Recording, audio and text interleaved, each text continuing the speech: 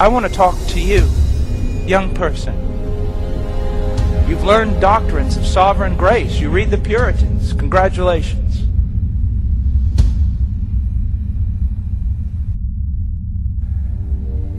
I will not lose sleep tonight because people in the world lack self-esteem. I will not lose sleep tonight because they're not having their best life now, or they're not being all that they can be, or their checkbook is not balanced. I will lose sleep tonight, if I lose sleep tonight, because men will stand naked before God and be cast into hell. When I preach, and when you preach, whether here or in the mission field, you cannot simply think that you're just a communicator of truth and you leave it there. You must preach as a dying man to dying men. And I see that in Paul. There was a passion, there was an urging. He wasn't simply satisfied if he preached well or communicated truth. He longed for God to be honored among men, and he longed for men to be holy, to be Christ-like, and to be able to rejoice in the benefit of their great salvation. We ought to be a people given to urging our brethren to greater and greater godliness, to greater and greater piety, to abound further and further in love. He says, I urge you, brethren. What is he going to urge them to do?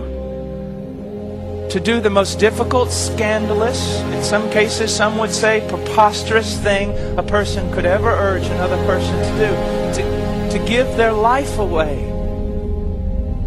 Do you know, even the devil had it right. In this sense, you can take away a man's goods, his houses, his lands. You can do absolutely anything to him. But the moment you touch his flesh is when you're truly going to test this man. To give away a car, a home, a tithe, it's a small thing. But to ask a man to give away his life. I know there is so much romantic notion about missions, but Amy Carmichael, Elizabeth Elliot's book, it's right. Missions is only this, an opportunity to die. An opportunity to give your life away for something much larger than yourself. Much greater than yourself. So he is going to ask these people to do what some would consider almost cultic, absurd, ridiculous, immoral. To give their life away, to offer their life. Now, you're going to need strong medicine to motivate a person to something such as this. What on earth or in heaven could ever motivate a man to give his life away? I'm going to urge you to give your life away to God, to offer it up as a living and holy sacrifice to God. Now I'm going to do so on the basis of the following. The first 11 chapters of this book that outline for you the mercies of God. Have you decided that you would submit your life to those directives? You see, we talk about being biblical.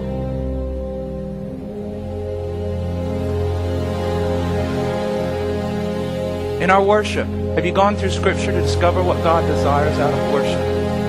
Well, you know, we love worship this way. I don't care how you like worship, because that's not the point. What has God said? You see, in this idea, we can romance this thing to death. We can spiritualize it to death. We can say, oh, I've given my... Someone says, well, I've given my life to the mission field. That does not mean at the same time that you have given your heart to God. Because you can go to the mission field and be godless and carnal and trite. You'd be better off joining National Geographic than you would a mission agency. Are you seeking in simplicity to examine your life? I'm not talking about finding legalistic inferences and forcing them upon yourself. I'm talking about the great principles of Scripture dealing in every aspect of your personal life applying them to you and seeking to obey them.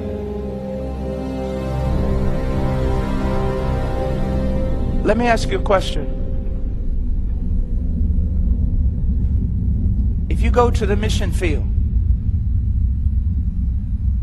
without taking what I have said as a serious endeavor, isn't there the possibility that the only thing you're going to do there, after you have crossed land and sea, is make a convert like yourself that's nothing more than a twofold son of hell?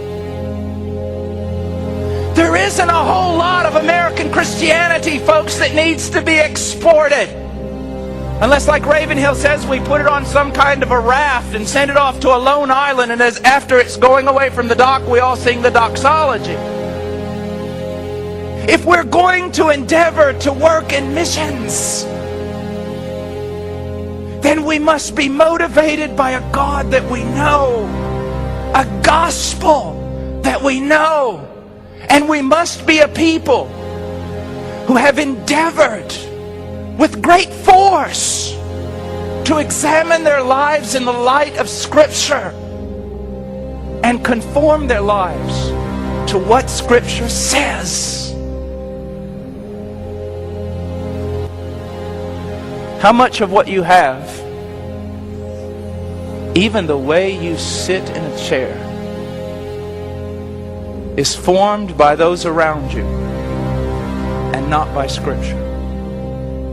It's something to think about. Well, I think if you're going to be a missionary of any count, this is what you must do. Stay in your room, not only pray, but study. So that when you walk out of that room, you have something to say about God. And so that you will be able to walk out of that room. Listen to me. I've been there, done that, got the t-shirt. You walk out there in all your zeal in the middle of the plaza and you begin to preach, and you think as a young missionary that angels are going to drop out of heaven and the hallelujah chorus is going to be sung. Millions of people are going to be converted. They're going to toss you on their shoulders and build a statue of you. That's not going to happen. What's going to happen is this. You're going to go there and you're going to preach and you're going to preach. And when a crowd starts listening to you, God, somebody somewhere is going to rise up and call you a demon. The entire crowd's going to turn on you. They're going to grab your little pulpit and your makeshift microphone and all your little tracts, and they're going to throw you out on the street. It's going to take a lot more than a romantic zeal for missions to make you get up, pick up your pulpit, your tracts, and walk right back in there and preach again. It's going to take a passion for God that is created out of knowing Him. And that's the same for everything in the Christian life.